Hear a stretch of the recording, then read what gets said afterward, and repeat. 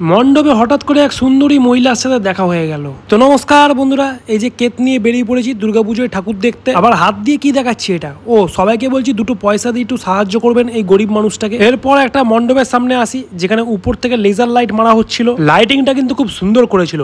Uncle কাউকে খুঁজছেন নাকি ভিড়ের মধ্যে? না থাক বাবা, কিছু বলবো না, দেখা গেল আঙ্কেলই ভলেন্টিয়ার। তো যাই হোক, এরপরে প্যান্ডেলের ভেতর ঢুকে ভিডিও করছিলাম আর ঠিক তখনই দেখলাম আমার পাশে একটা সুন্দরী মহিলা ক্যামেরার দিকে উকি মারছে। আমি ভাবলাম মা দুর্গা আমার দিকে একটু মুখ তুলে তাকিয়েছে। এই সুন্দর থিমটা দেখো, এই যে মোবাইল আসার আগে ছেলেপেলে মাঠে গিয়ে ফুটবল খেলছে, তারপরে এই যে হেরিকেন জ্বালিয়ে এখানে সবাই বই পড়ছে। আমাকেও মা ছোটবেলায় এরকম বই পড়তে বসাতো হেরিকেনের আলোয়। তারপরে এই যে টিয়া পাখির সাথে কথা বলছে, কিন্তু গল্পের টুইস্টটা আসে মোবাইল আসার পরে। দেখো বদমাসগুলো মাঠে গিয়ে ফুটবল খেলার বদলে অ্যাঞ্জেল প্রিয়ার সাথে চ্যাট করছে মোবাইলে। রিয়েলিটি ভাই, রিয়েলিটি। এরপরে ঠাকুর দেখতে দেখতে খিদে পেয়ে যাওয়ায় চলে আসি একটা রেস্টুরেন্টে। আর এসে দেখি ও মা, আমার পাশে তো সেই সুন্দরী মহিলাটা। আর শুধু তাই নয় ভাই, দেখি সুন্দরী মহিলাটা আমার জন্য খাবারও সার্ভ করে দিচ্ছে। দুর্গা ঠাকুর মনে হয় আমার কথাগুলো একটু বেশি সিরিয়াস ভাবে শুনেছে। যাকগে, এরপরে চলে আসি একটা মেলায়। দেখো কলকাতার বাইরে জেলার দুর্গাপুজোগুলোতে একটু মেলা বসবে না, তা কি কখনো হয়? আর সেই মেলায় হরেক রকমের স্টল আসবে, তুমি আসবে, আমায় দেখে হাসবে।